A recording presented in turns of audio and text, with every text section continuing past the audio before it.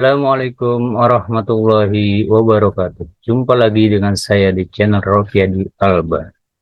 Pada kesempatan yang baik kali ini, saya akan berbagi sebuah video yang berjudul Peran Orang Tua dalam Menyukseskan Pendidikan dan Karakter Anak. Selamat menikmati.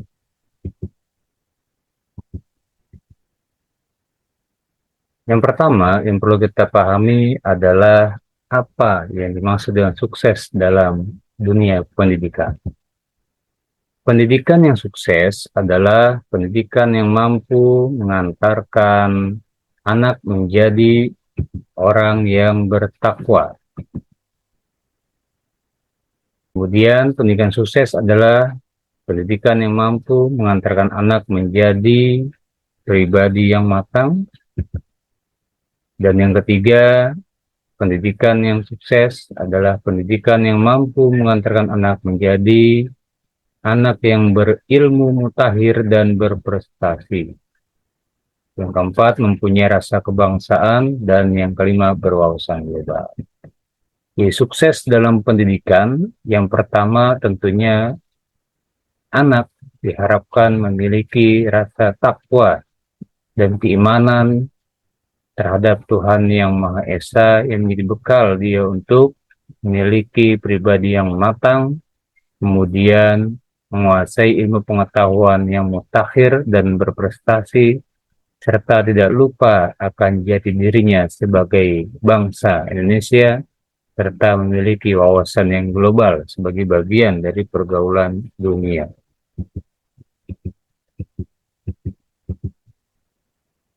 Beberapa karakter yang diharapkan di dalam pendidikan anak. Yang pertama dan yang paling dasar adalah yakin akan kehadiran Allah Subhanahu wa Ta'ala. Kemudian yang kedua, semangat kerja keras. Yang ketiga, berpikir luas dan terbuka. Empat, berusaha untuk sanggup bekerja dan bertanggung jawab. Bersih, tertib, dan rapi. Berani untuk yang benar. Mandiri, yakin akan kekuatan diri tetapi rendah hati. Mau belajar dan berpikir ilmiah. Hormat, disiplin, dan taat azas. Sopan, santun, dapat dipercaya, dan dapat mengendalikan diri. Inilah beberapa karakter yang diharapkan dari sekian banyak karakter yang mesti hadir apabila sebuah pendidikan katakan berhasil terhadap anak-anak kita di sekolah. Kemudian sebagai orang tua tentunya kita memiliki pola asuh terhadap anak kita masing-masing. Di sini saya sampaikan ada 4 pola asuh orang tua. Yang manakah yang termasuk pola asuh yang sehat, dan tentunya itu yang kita harapkan dan bisa kita terapkan di lingkungan keluarga masing-masing. Pola asuh yang pertama adalah pola asuh yang bersifat otoriter. Apa kriteria atau ciri daripada orang tua yang memiliki pola asuh otoriter? Di antaranya orang tua merasa paling tahu, berkuasa, memerintah, selalu benar dan sering menyalahkan, emosional dan menolong. Lalu apa yang terjadi jika orang tua memiliki pola asuh yang otoriter terhadap perkembangan watak anak? Maka anak akan merasa kurang tahu, tidak berdaya, terkesan menurut, takut salah, temperamen, dan menerima apa saja yang diberikan oleh orang tuanya.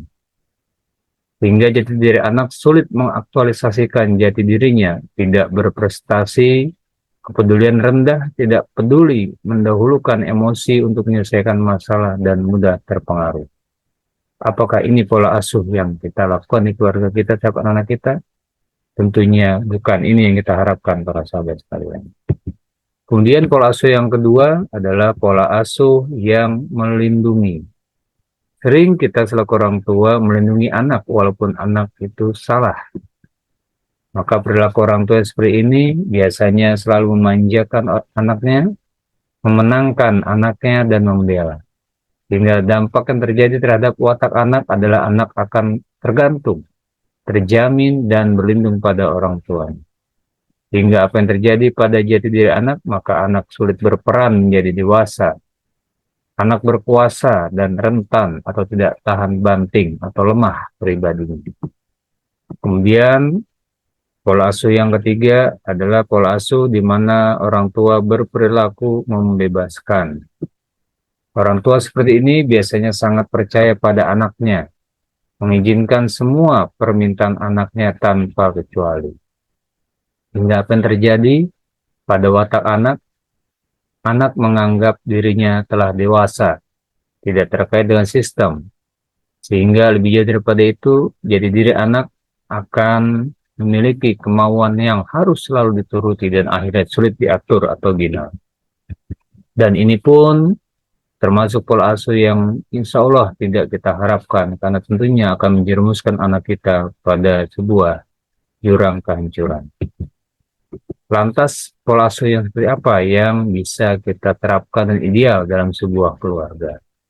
Maka tentunya di sini saya sampaikan adalah pola asuh yang memberikan suri tauladan, di mana orang tua mengarahkan atau menjelaskan, berdialog, memberi pedoman atau prinsip, bekerja sama dan membimbing. Sehingga yang terjadi pada watak anak adalah anak hormat kepada orang tuanya, senang berdiskusi, berkesadaran tujuan hidup, merasa diperlukan dan memiliki tempat untuk bertani.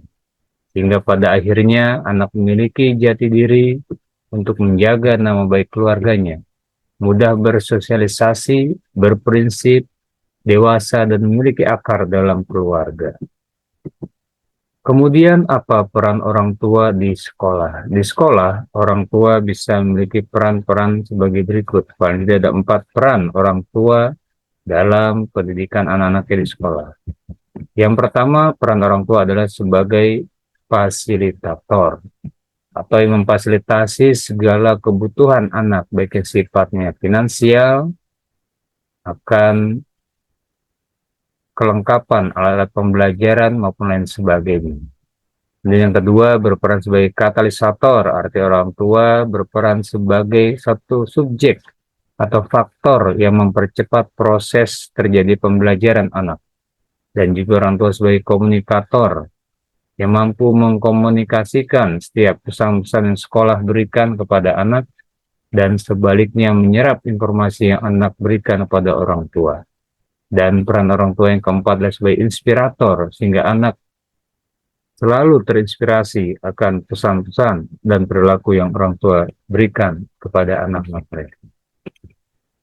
Kemudian selanjutnya adalah ikut menyukseskan program sekolah. Tentunya program sekolah tidak akan terlaksana apabila tidak ada dukungan dari orang tua. Paling tidak ada 3 program sekolah yang mesti didukung oleh orang tua. Yang pertama adalah program intrakurikuler atau yang lebih mudah kita kenal sebagai program pembelajaran di kelas atau di sekolah, meliputi seluruh beragam mata pelajaran yang dibelajarkan guru terhadap para siswanya. Dan yang kedua adalah yang bersifat ekstrakurikuler, kegiatan sekolah yang berada di luar jam pembelajaran, yang lebih mengarah kepada kegiatan non-akademik, seperti ekstrakurikuler pramuka, bela diri, paskibra, dan lain sebagainya. Dan yang ketiga adalah peran orang tua yang diharapkan mampu menyukseskan program sekolah adalah yang berkaitan dengan kegiatan kokurikuler, seperti penugasan anak di rumah, ya, PR, dan lain sebagainya, yang ini semuanya butuh kerjasama dari orang tua, selain peran siswa dan juga guru atau sekolah tentunya. Inilah para sahabat sekalian yang bisa saya sampaikan, peran orang tua dalam menyukseskan pendidikan anaknya. Semoga anak-anak kita menjadi anak yang sukses, mampu mencapai setiap apa yang diceritakan, dan tidak hanya sukses di dunia, namun lebih-lebih sukses untuk masa depannya, dan tentunya dalam kehidupan lebih lanjut itu alam akhirat. Terima kasih atas perhatiannya. Sampai berjumpa di video selanjutnya. Assalamualaikum warahmatullahi wabarakatuh.